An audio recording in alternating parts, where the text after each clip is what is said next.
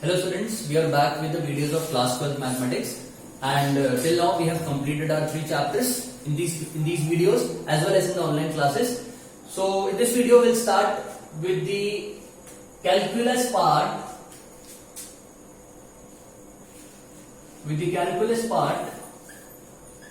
and we know calculus is all about what? Two process.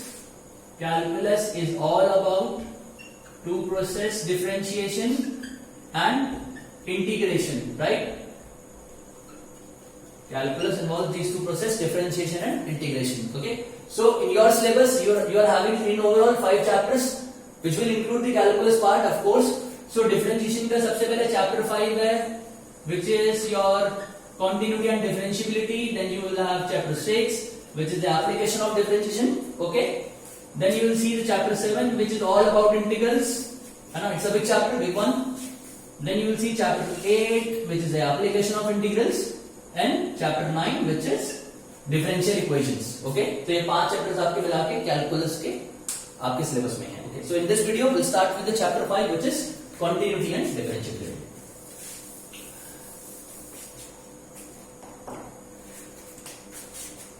So we can talk about continuity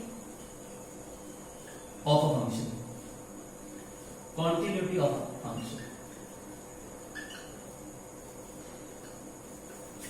देखिए, before talking about the continuity of a function, let's understand कि what are continuous and discontinuous functions. Okay, what are continuous and discontinuous functions? Discontinuous functions. ठीक है, to first to understand it simply in a very layman language, those functions which I can draw without lifting the pen from the paper or without lifting the marker from the board. ऐसे functions जिनको मैं graphically without marker को board से उठाए बना सकता हूं, तो those are called as continuous functions. Okay, this is very layman language, we know that. इसका कोई technical definition होगा, of course. For an instance, अगर मैं कोई straight line function y is equals to mx plus c draw कर रहा हूं graph पे, तो we know that that's a straight line function only. तो उसका ग्राफ कुछ ना कुछ ऐसा ही होगा, करेक्ट? तो इस ग्राफ को ड्रॉ करने के लिए I don't have to lift my pen or I don't have to lift the marker from the board. So of course this is an example of a continuous function. Okay, discontinuous function की बात करते हैं या फिर पहले continuous का एक example और समझते हैं. Let's say parabola. So parabola जो है this is again a continuous function because without lifting the marker I can draw this. To understand discontinuous functions, continuous and discontinuous, मैंने continuous दो बार क्यों लिखा है, sorry, this should be discontinuous functions. Okay, so let's understand discontinuous functions. Suppose my fx is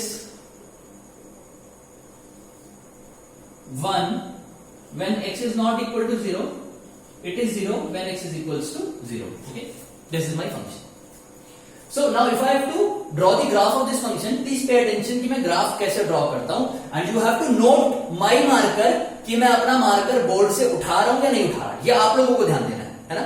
अगर मैं board से उठा देता हूं मार्कर को, so that will become a discontinuous function क्योंकि वो ब्रेकेज का पॉइंट हो जाएगा फंक्शन का. ओके, तो please pay attention, I am just drawing the graph here.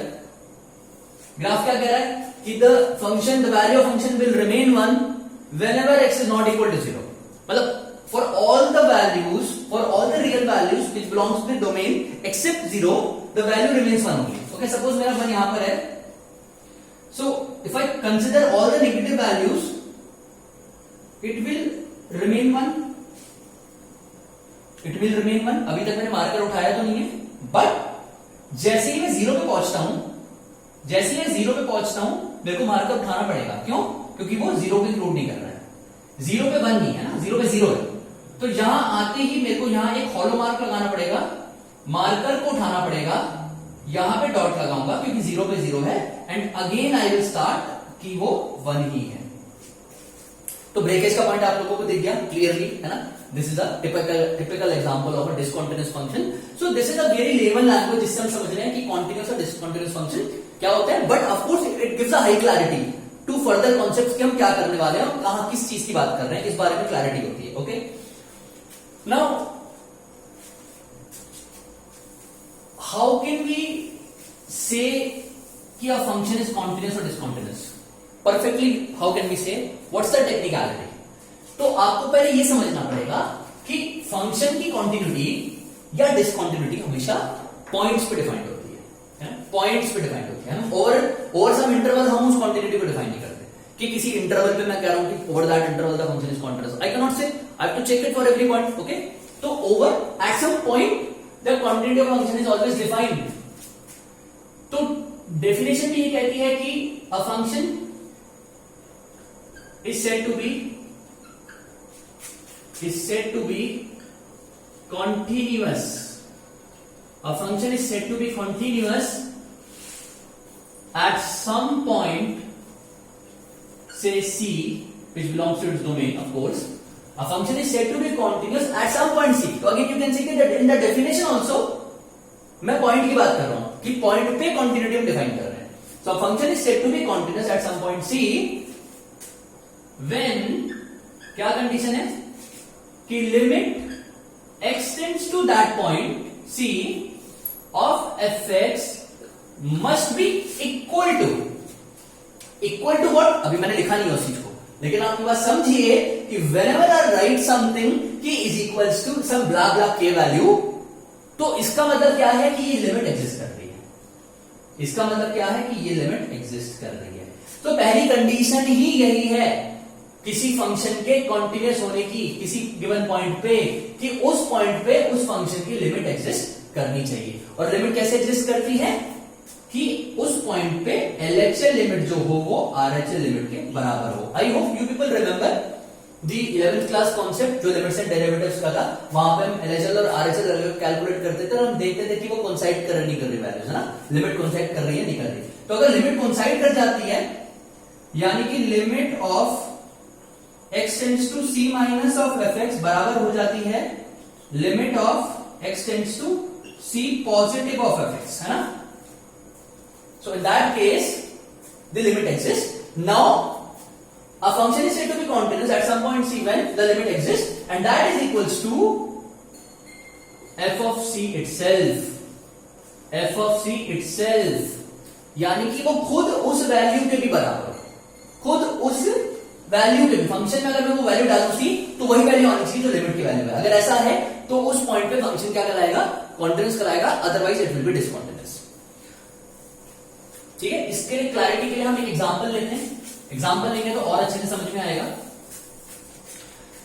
Let's say I have to check, I have this function fx is equals to say x plus 4, okay, and I have to check the continuity of this function at x equals to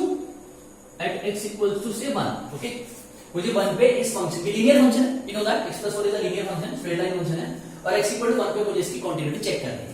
तो पहले मैं क्या करूंगा? पहले मैं limit check करूंगा इसकी limit exist कर रही है नहीं कर रही. सो LHL निकालते हैं. LHL is what? Limit x tends to 1 minus of fx that is equals to function of some 0 minus h. For all this stuff you can refer the 11th class study. okay, I'm not going into details कि कैसे कैसे आया है, ये सब 11th class में आप लोग ऑलरेडी पढ़ चुके हैं. okay, so limit x tends to 1 minus fx which is equal to function of some 0 minus h, that is equals to limit h tends to 0 minus h कहां पुट करूंगा? Function में. so this becomes 0 minus h plus 4 and the answer is 4 only, right?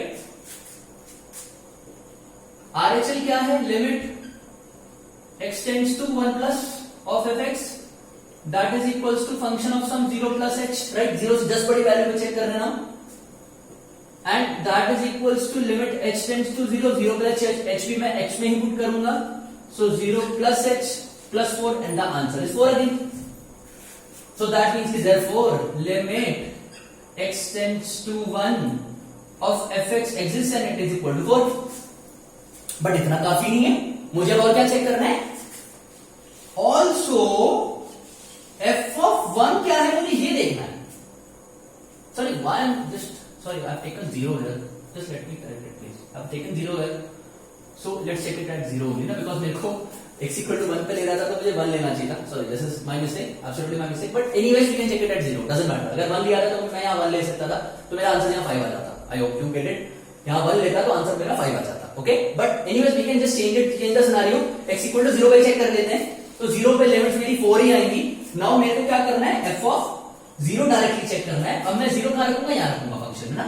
So 0 plus 4, my answer will remain 4 only. So now I can say since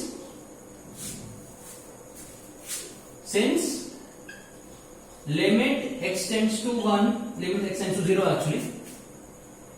यहां भी मैं change कर देता हूं फिर सारे सिनारियोस को, क्योंकि हम अब 0 ले चुके हैं, है ना.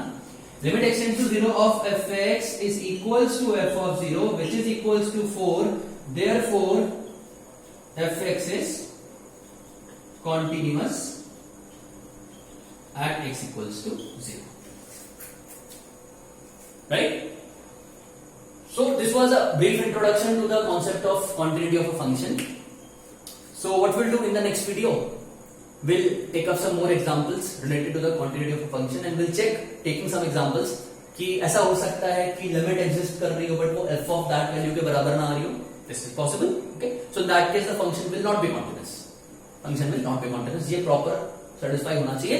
And we'll also see कि polynomial functions जो होते हैं वो हमेशा continuous function होंगे हर पॉइंट पे. We'll check this part in the next video. Okay, तो next video तक आप लोग क्या करें, अपना काम कंप्लीट करें. पिछला जो भी आप लोगों का काम रह गया है उसको कंप्लीट करें, उस पर फोकस करें. प्लस लिमिट्स का जो कॉन्सेप्ट है उसको रिवाइज कर लें. ओके, 11th क्लास की आप बुक में जा सकते हैं, लिमिट्स का कॉन्सेप्ट रिवाइज कर सकते हैं. ठीक है, और ठीक है, अपना काम कंप्लीट करें. सो नेक्स्ट वीडियो में will take up some more questions on the limits and will take up some more examples on the limits. So till then अपना ध्यान रखें, घर पे रहें, be happy and thank you so much.